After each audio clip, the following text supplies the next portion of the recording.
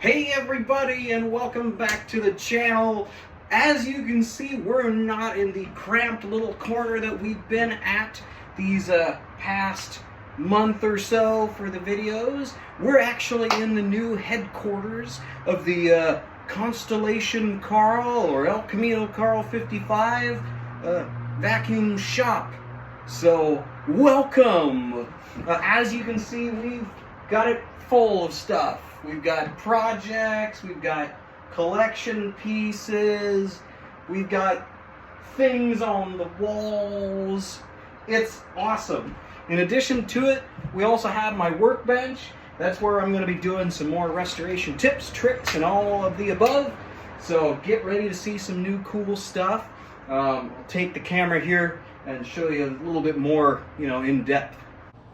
All right, so this corner right here, the benches will not stay, but this whole area is going to be boxes of attachments, assorted canisters. I'm debating on putting a shelf for more canisters right here because there are some more in the other unit where I have my main collection that are in the way, and we can't film there yet. It is unsightly and you can't see anything really. But anyways, so we've got, like I said, collection pieces are kind of at the back wall. And then we have some more of my collection pieces. And then I've got my personal projects kind of lining up there, as well as some back burner, pretty well needing restoration machines right here.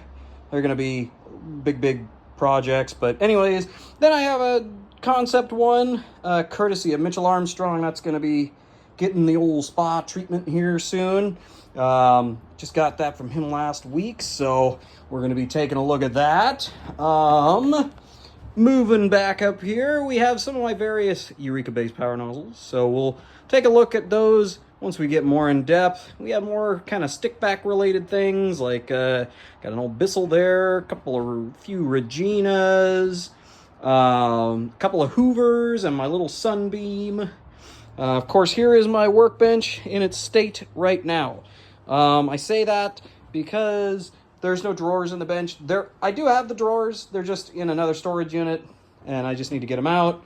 I also have my variety of parts drawers, as well as my little free Westinghouse. Well, it was a free Westinghouse sewing machine. A little Hoover hand vac. It was my good friend Jay's. A little can of Lawn Boy 2-cycle oil. It was a gift from Jared Martinson down in Eugene. Funny story about this. We have music, but this is an old vintage Fisher-Price record player. Does have all the records in the back. A little drawer back there. Me and my wife got that for free with some other toys she got for her job. There's my Regina brush and beat. We'll be taking a look at that soon here. As well as Dirt Devil brush, or whatever. You know what it is. A Montgomery Ward's labeled Hoover Floromatic. A couple of Davis Electro Sweeps. One being the Sweep-O-Matic and the other one being the actual Electro Sweep. The Sweep-O-Matic usually came in black, and this is the only one I've ever seen in kind of this pistachio green color. So it was a pretty cool machine I found at a thrift store once. Then I got some of my more commercial canisters, big Hoover Electric CB, and then a Eureka Power Sweep. And then this is just kind of my floor polisher corner as it stands right now. I do have more of them. I just haven't brought them up to this unit yet. Then a Royal that is going back to its owner. Let's see here. What have I not mentioned? So this is where, this is my hat. I wear this normally, but it's a little hot, so I'm not putting it on. They say home is where you hang your hat, so this is the new home, So, welcome. We will be doing a lot of things in here. These old Lakewood Ford dealership mats are going to be where we're going to be doing a lot of tests after restorations and such, so be prepared. This is a random pile of things. And that's about it. So let's get back and let's do our vacuum exposition for today. All right, everybody. So for today's episode of Vacuum Exposition, we're going to take a look at a special little machine I got from Jared down in Eugene. Now this I got a few trips ago on one of my treks down with Mitchell Armstrong. Great trip, absolutely awesome. Jared and I made a trade for a few of my machines for this particular one. And he knew that I'd been wanting it for a while. I'd probably asked several times, and he wasn't quite ready to let it go. He had two of them, but you know, they're pretty hard to find. So he eventually let me have this, which I am super thankful for. So I brought it back and, you know, cleaned it up, got it all up and looking like the way it does right now. Now, the Regina Brush and Beat was a product of the 1960s. This was during a time when we were trying to find vacuums that were a lot more lightweight. I know I've mentioned this a couple times, things like that Auric we saw, as well as a few others. Incidentally, these are designed just like Aurics in the way that, you know, you have basically a power nozzle, power head at the bottom, and you have your handle, which is all hollow, and then you have your bag. Essentially, suction goes up the handle into a front-mounted bag. Very simple design, but very helpful and handy when it came to changing things out or, you know, cleaning and whatnot. But anyways, I digress. So this particular model came out in about 1969. This wasn't one of the big featured items for the Brush and Beat. They had several different models. I'll show an ad for one of the earlier ones here.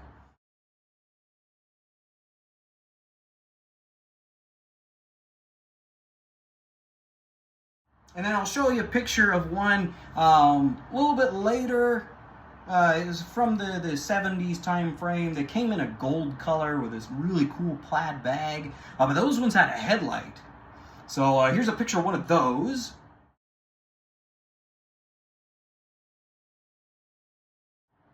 So that leaves us to this one. Now this one, from what I've been told, was towards the end of that line.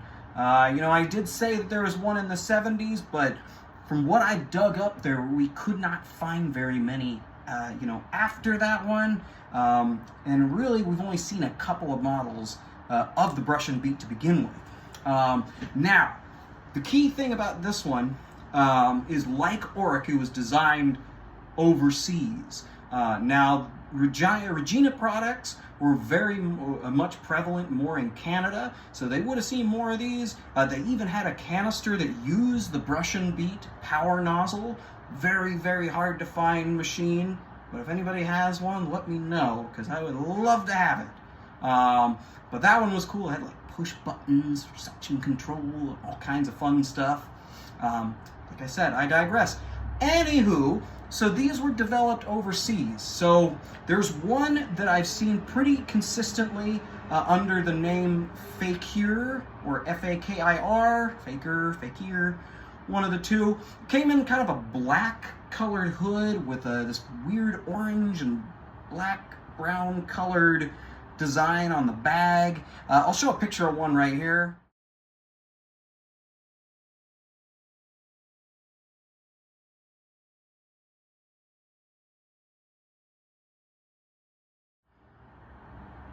As you can see, it's the same design, same panel, same everything. Of course, different motor being from a different country, different colors, different name, but overall, same design. Which just kind of tells us that this was a worthwhile development for vacuum cleaners. And as we all see, Aurics are still around today. So this particular makeup, you know, is tried and true. I even have, you know, a couple of Aurics, and I like them. So be it. They do work well, and they're lightweight, which is the key reason why most people loved this kind of style. But anyways, so this is a pretty rare little machine. Like I've said, aside from the two that I've seen, Jared had two of the same one. I've only seen maybe one or two others of this particular model, so there are not very many out there to begin with. But this is a pretty fun little machine to use. They're very, like I said, very lightweight, so they just glide across carpeting. And then their suction power is really, really well designed so that, you know, you have pretty consistent airflow that comes through these things. So, you know what? Let's get on to our run demo. We're going to move this to the new carpets in here in the shop, and we will see how it does. All right, and if this looks a little weird, I haven't centrally located all my plugs, so the only light I have in the room at the moment, that's also the only plug in here. So you gotta kind of go up high to get these plugged in. But anyways, here is our little Regina brush and beat.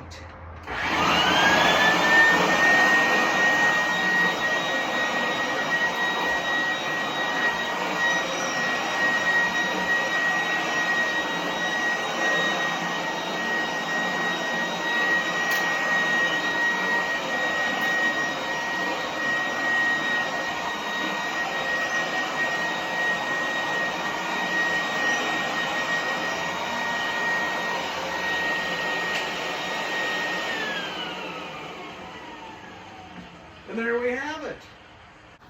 Well, everybody, I hope you've enjoyed today's video of our little Regina brush and beat, as well as my new shop tour. You know, it's going to be really fun. I can't wait until the weather gets colder.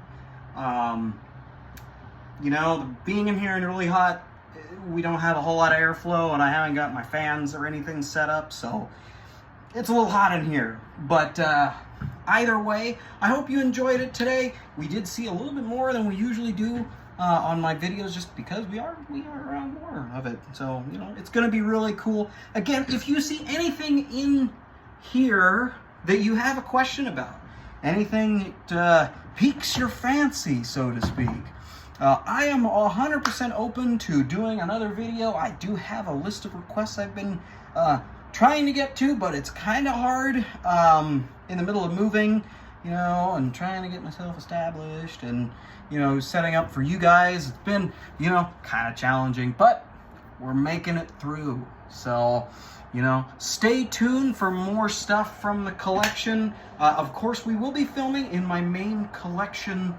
storage unit soon. That one, because I had to put like everything into that one at the time, I'm diverting some things. A lot of things from in here came from there just because I needed more space to function. But hey, we're getting through it. We're working through it as it is. This is major progress for me, just so that I'm not in an echoey little corner. Big appreciative to my in-laws for letting me film over there and whatnot, but definitely feels right at home with the collection in here. So, you know, maybe we'll like put some like a nice paper or something behind that, make it less storage unity. But anyways, you guys all have a great rest of your week. We will catch you again next Sunday, kind of the same time, probably the same place actually, to check out another vacuum cleaner for Vacuum Exposition.